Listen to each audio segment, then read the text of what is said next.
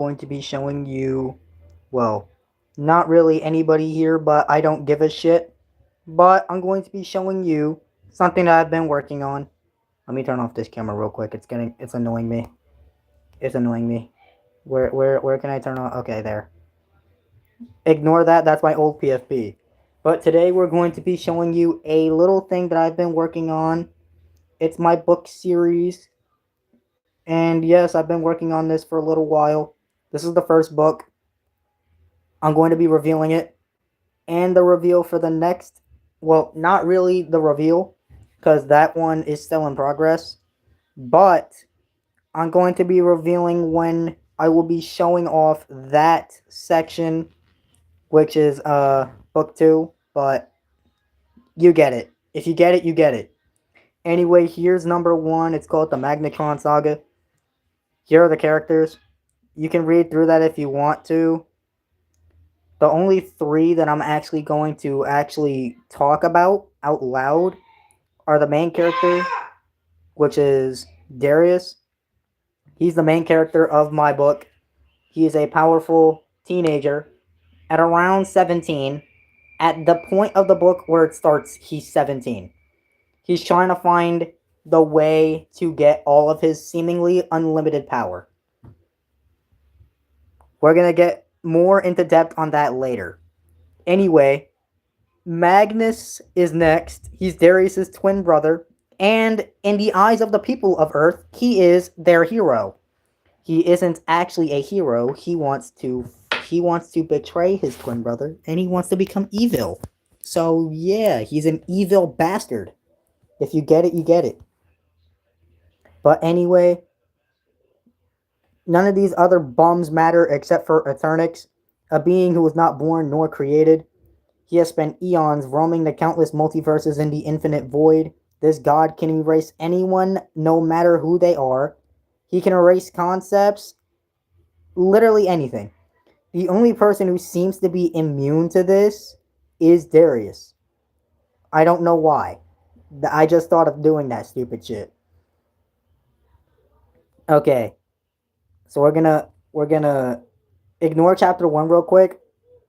You know what? Fuck it.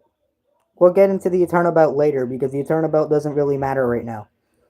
So in chapter 1, we start off with a flashback as to why our main character, his twin brother, and their father came to Earth. So the story begins on Liula. Whoever wants to pronounce that can pronounce that. I don't give a shit. But anyway, we meet King Levi and Queen Martha. The twins of the universe are born. The twins of the universe are Darius and Magnus. But guess what? The family seems to be having a good time in the hospital room, right? But a finger laser comes through the window and kills Martha. Oh no, it's an assassination attempt. And it somehow passed. But anyway, a war starts all over Planet Prime, and they end up leaving the Earth, where they meet a whole bunch of fucking humans. Bravo, they met humans. But yeah, so basically that happens. We're going to be talking about Darius's inhibitor ring next. His inhibitor ring allows him to keep all of his power in check without having to use it all. Because Levi keeps telling Darius that if he uses all of his power, he might destroy the multiverse. I don't know how the fuck that's even possible. But anyway, chapter 2 is basically... Shit, hold on. I forgot to talk about Eighth. Eighth is literally just a side villain. He doesn't matter. But anyway, the brothers defeat Eighth, and they return home. But guess what? It's their birthday today. Yay! Happy birthday. Yes, it's October 25th.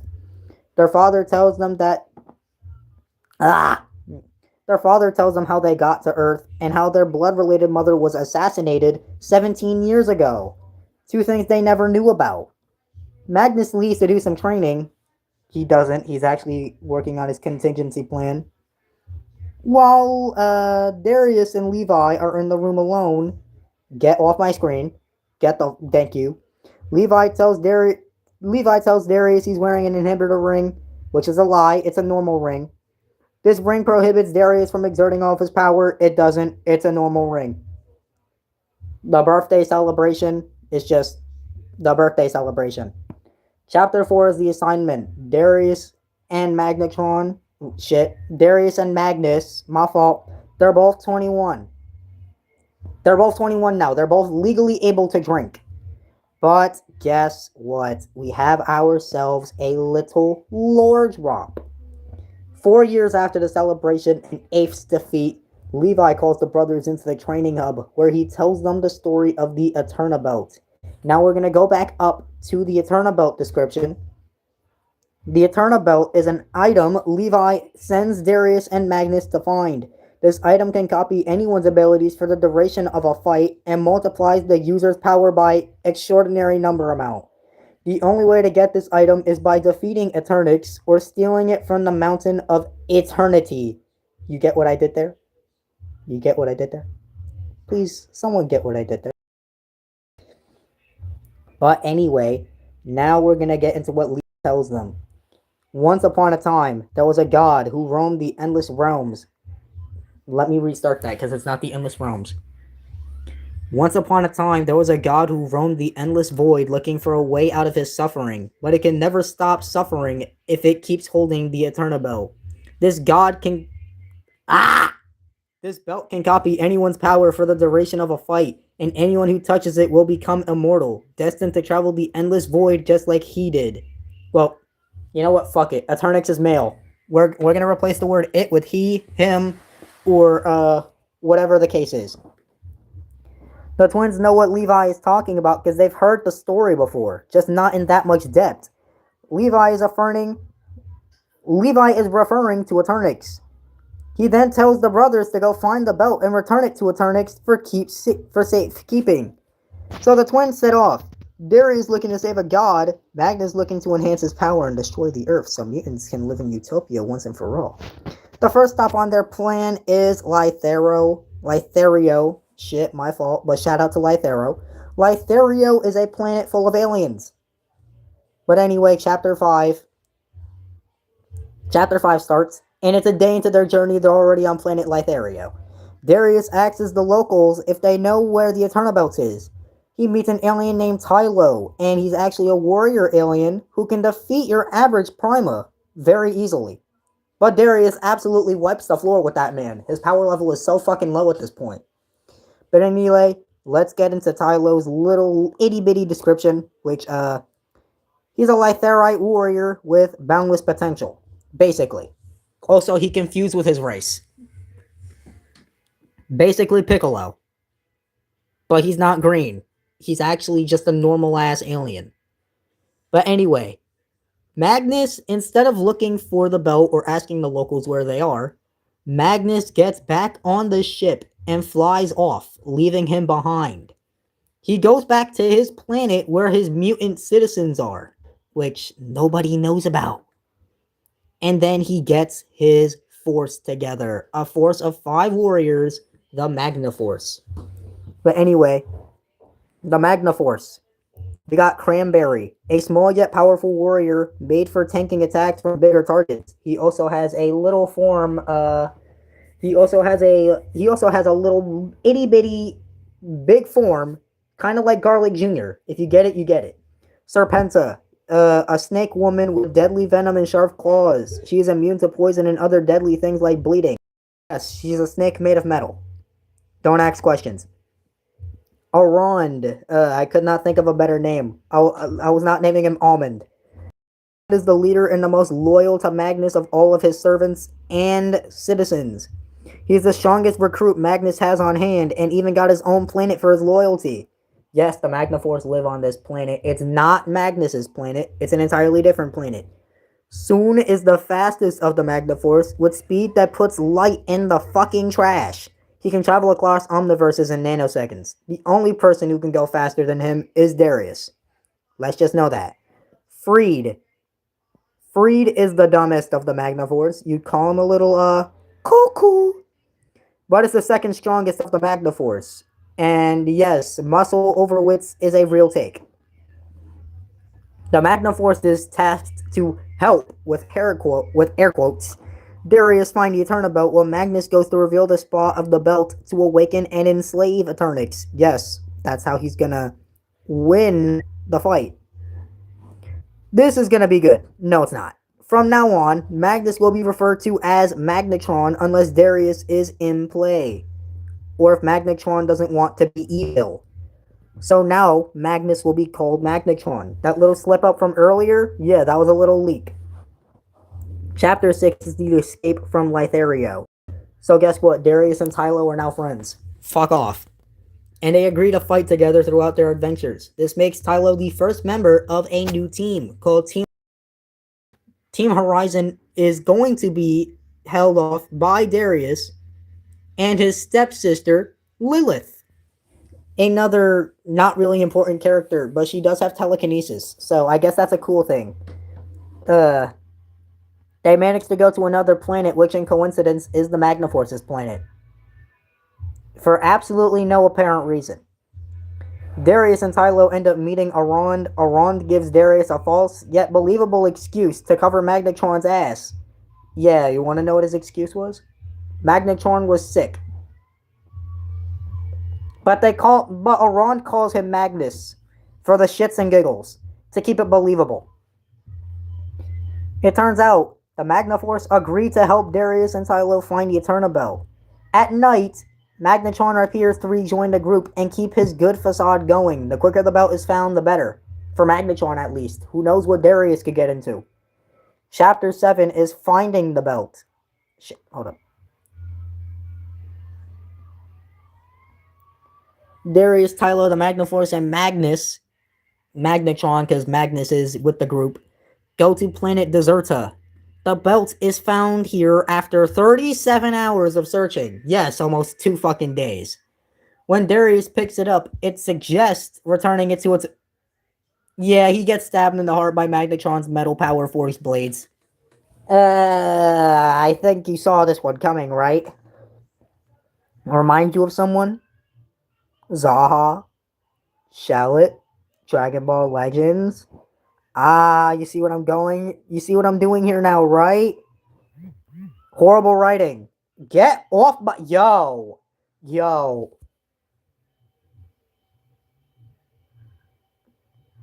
Is this stream cooked? Because why the hell did someone with child pornography charges come up on my screen? It might be cooked. The stream is getting taken down. No, I'm joking. The stream isn't getting taken down.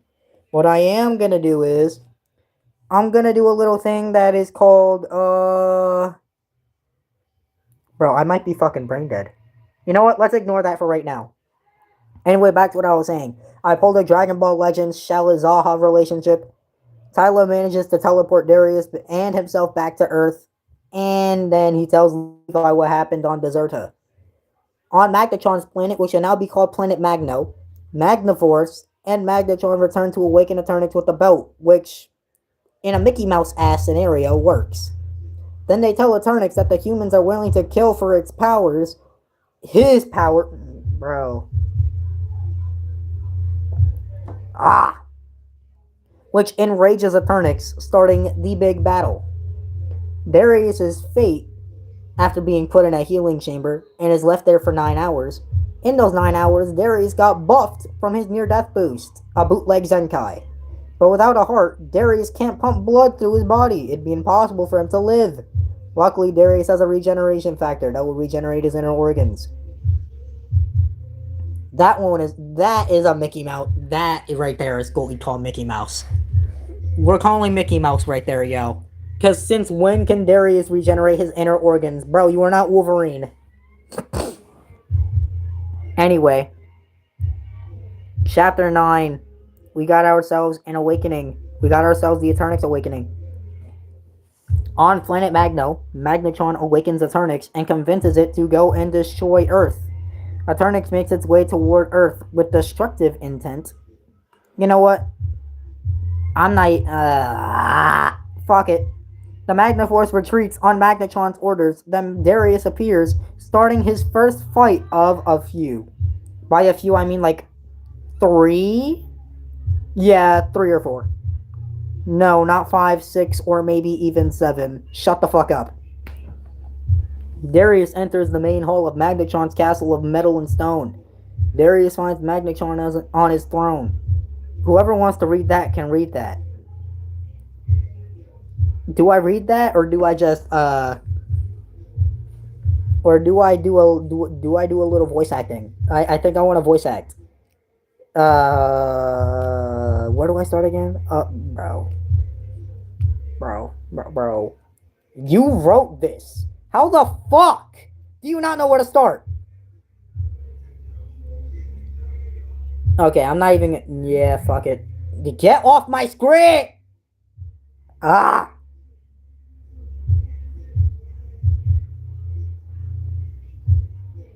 Anyway, so, yeah, dialogue. And then a fight scene happens.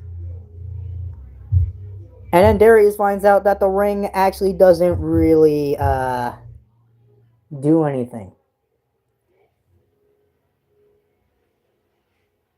But it actually does? Wait. So what Darius' stepmother was telling him was false. Hmm.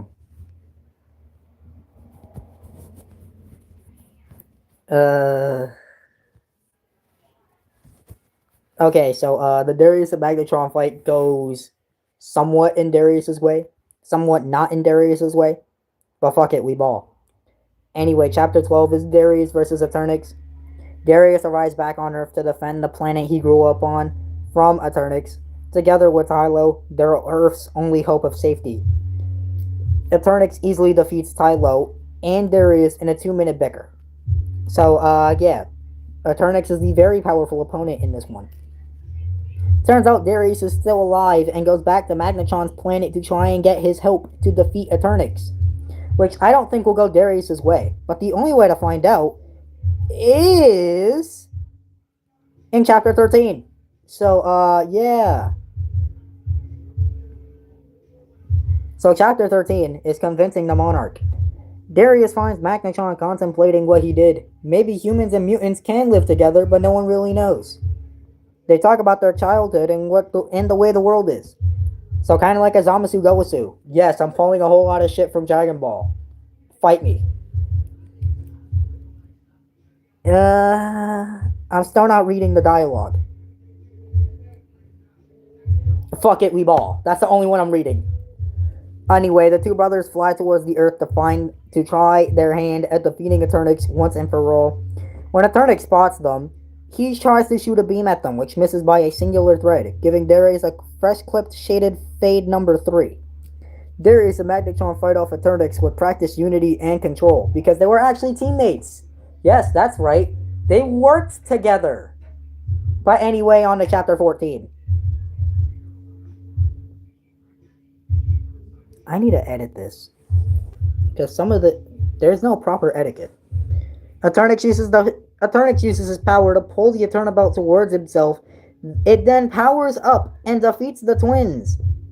Tylo returns fully powered up and fused with his Lytharian brothers to multiply his power. Yeah, I pulled a Piccolo. He definitely fused with Kami. Bruh. He gives Eternix a hell of a fight, successfully putting the god on his knees. Yes, Eternix looks up to Tylo with respect for beating him, but then a windstorm happens, slicing Tylo in half. Bro, is Tylo Vegeta? Like, come on now. Darius gives up on not trying and takes his ring off once more. His power surging and flowing with the form of a potent aura. Enough to make the gods tremble in their boots. Oh my god, what is happening? I'm not even gonna try. There's no point. Anyway, it's time for the final fight. It's Darius versus Eternix. Magnetron's done for. Then we got Tylo over there, sliced in half, bleeding yellow. But anyway, Darius lands a punch while Eternix strikes back. These countless strikes go on for 45 minutes. And then Eternix tries to erase Darius to no avail. And then Darius transforms into his form we will call Heaven Light Grade 1. So basically, Heaven Light Grade 1 is a transformation kind of like Goku Super Saiyan. It's got yellow hair, but the only difference, well, not really the only difference, but one of the only differences, is Heaven Light has cyan tips. and blue eyes. Not not the light blue eyes on Super Saiyan, dark blue eyes. And Darius does have pupils. And makes the recipient more lean. So yeah, I just gave off what I'm trying to do here. But anyway, back to chapter 15.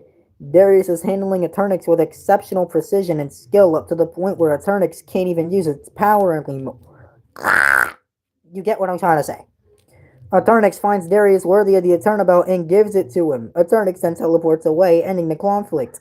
But before it does, it sends a signal of malice to a character on planet Blaze Raya.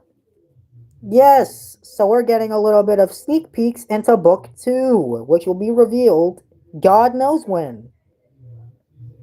But anyway, shit. At the end of book 1, Magnetron leaves, but not before making sure Darius knows that they'll always have to fight each other and can't call themselves brothers anymore.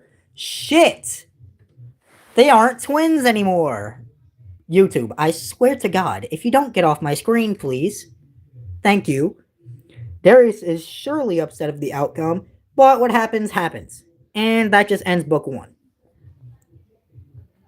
The next big threat, also you can see the release date.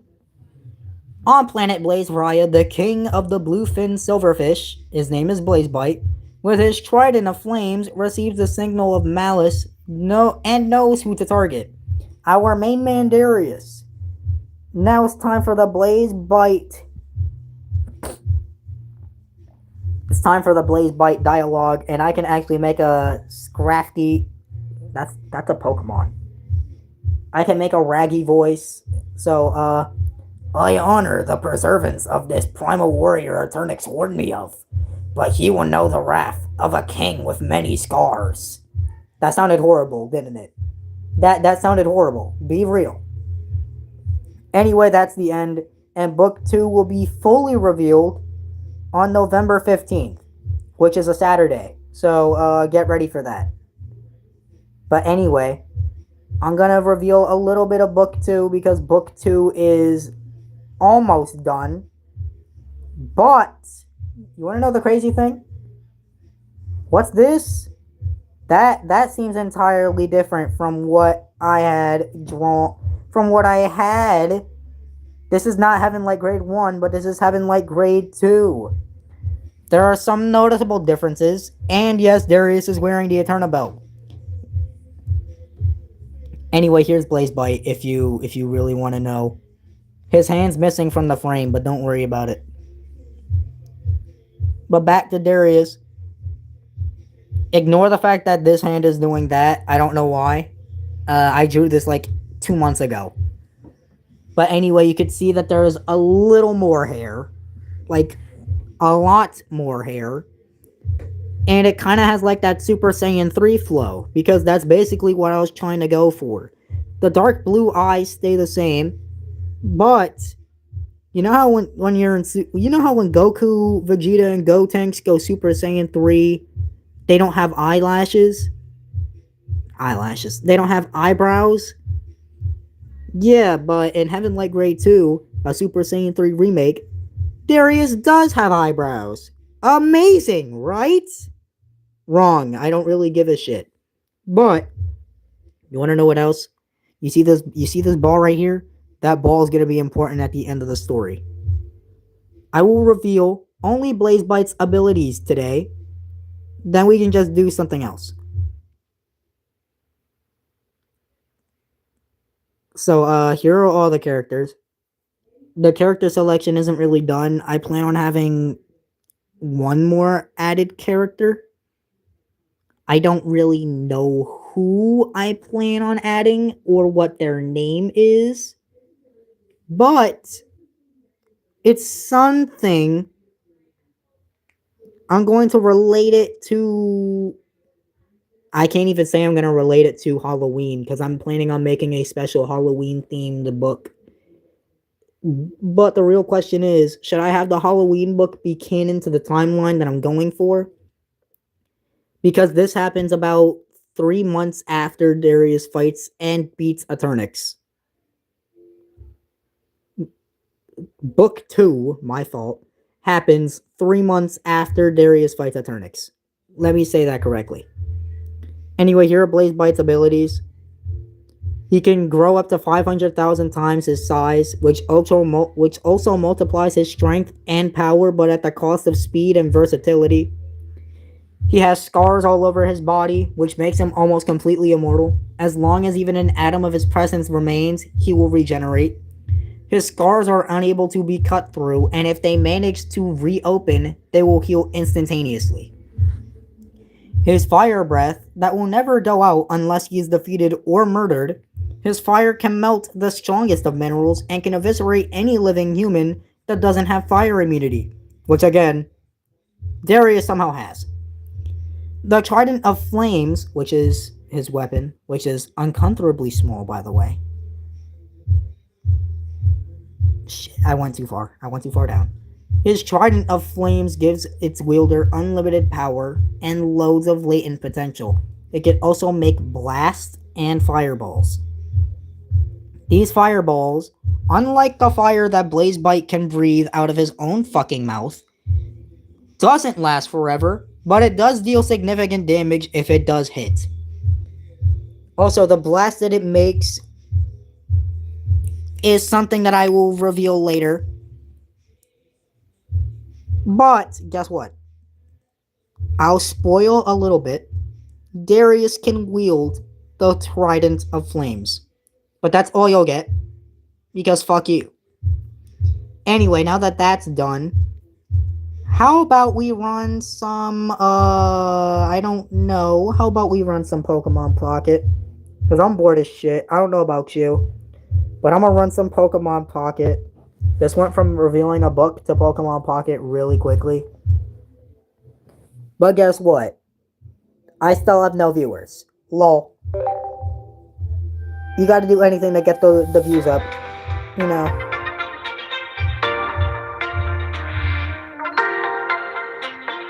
I'm bored.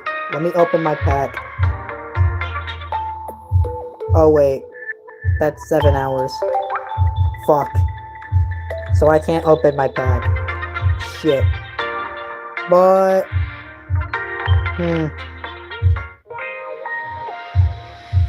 Hold on. Let me build something real quick. Because I have the...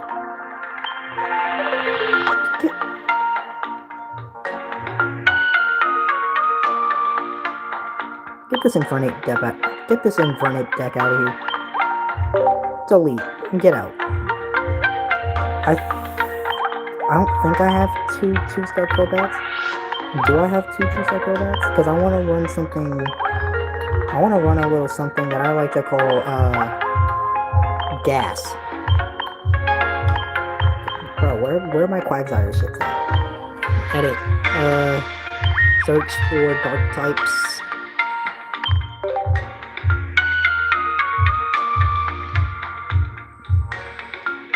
I only have one 2-star Crobat. Fuck.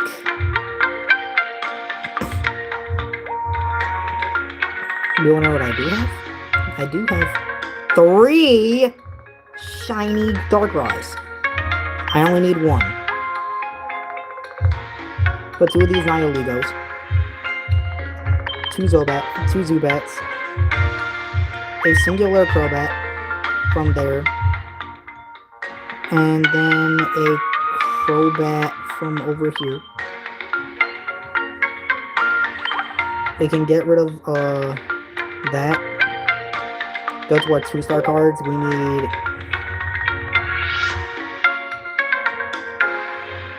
Oh, wait. This is not including promos. So,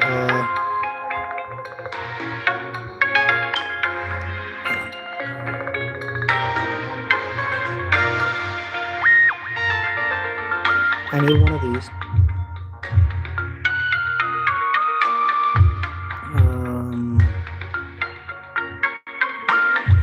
Bro, I'm trying to look for all of this shit. They used the Jupiter. They had 2 Cyruses. 2 rare candies.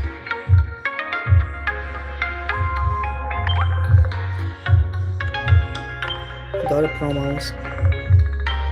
Pokeball, red card, 2 professors.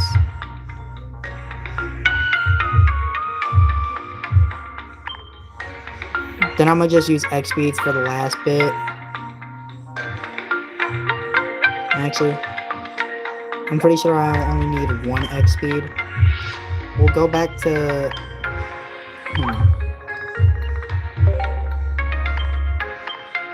We can go to Jupiter at that.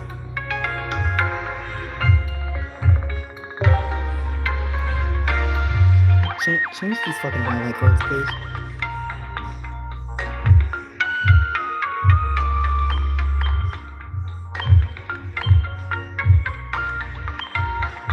Thank you. That is so much better. Now we can go ahead and run this deck in PvP.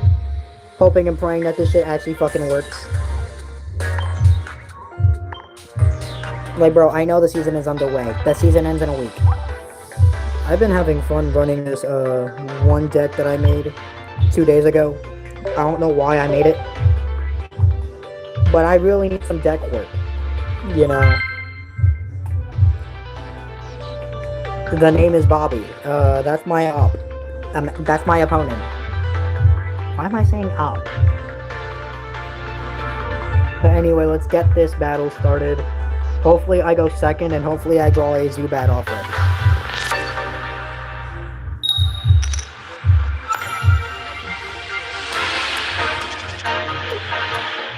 That's not a good start. At all. I need you to go there, please.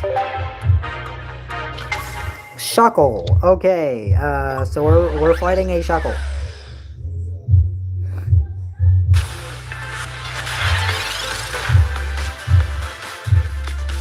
I can't do anything during my turn. But you wanna know what I can do? Yeah, shuffle your deck, boy. Be a good boy and shuffle that deck for me.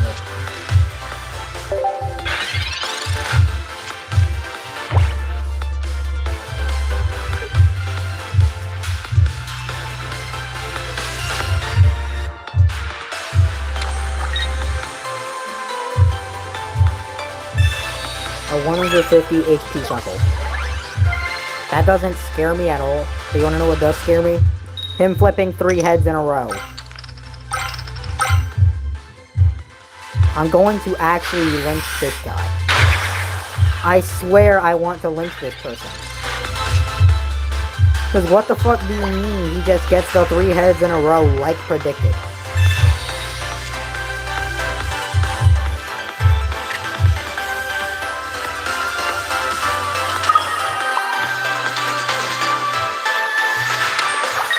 So unless you actually have Cyrus, I should be safe.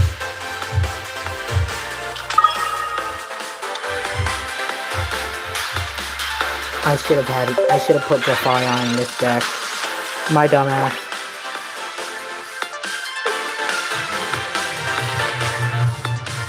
That's a Cyrus.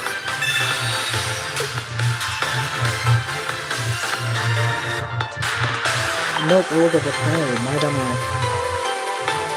This is why Yo, you could have... If he... I quit. No, you can have your dub. You can have your dub. I don't want to play against you when you're flipping 3 heads in a row! Let me press the fucking button! Yo. Can I not escape? Like, bro, they literally just told me no escape.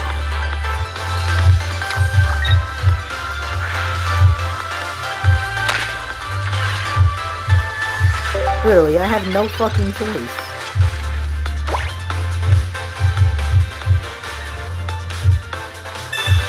Okay.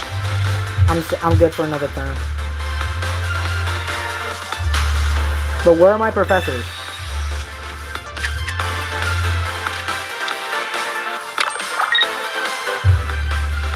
Are you running Exeggutor EX? Yo. Oh my god, he actually didn't flip 3 heads in a row. The luck.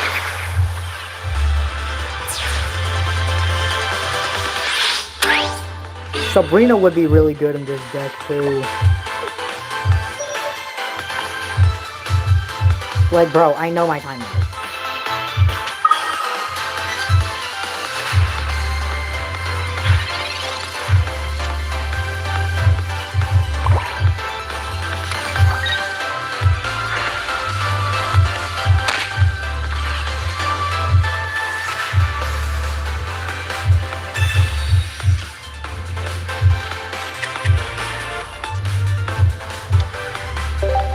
Now I gotta be really fucking careful, because if he gets 3 heads in a row, that doesn't do 60. That shit does 80.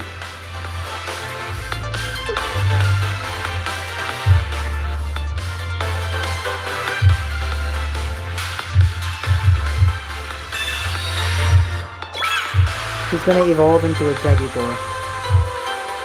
EX, specifically. Just regular. Oh, don't you dare retreat, boy. You wanna know why? Because I have...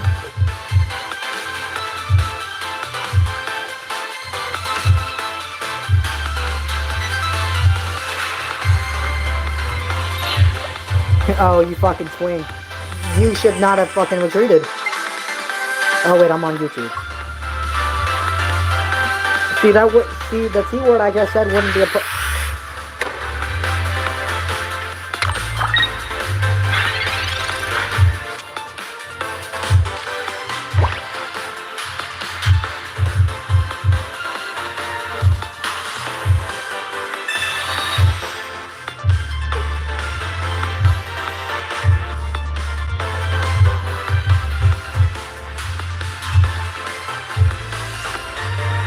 Can you hurry up and evolve?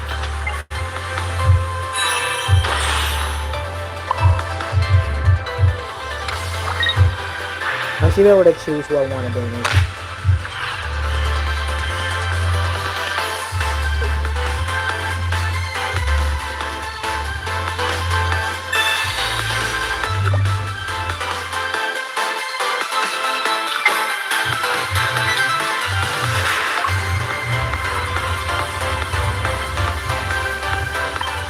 Hey bro, I hate how laggy this shit is.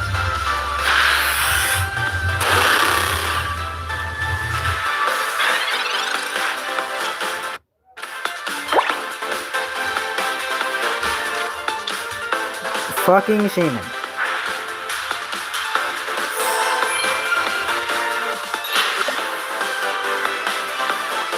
Oh, you buffoon. Let me do a little something real quick.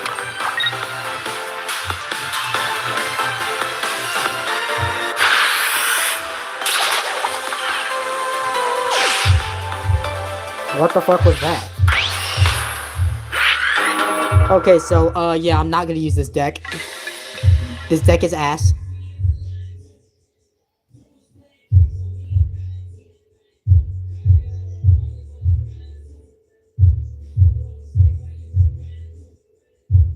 Yeah, no, this stream is cooked.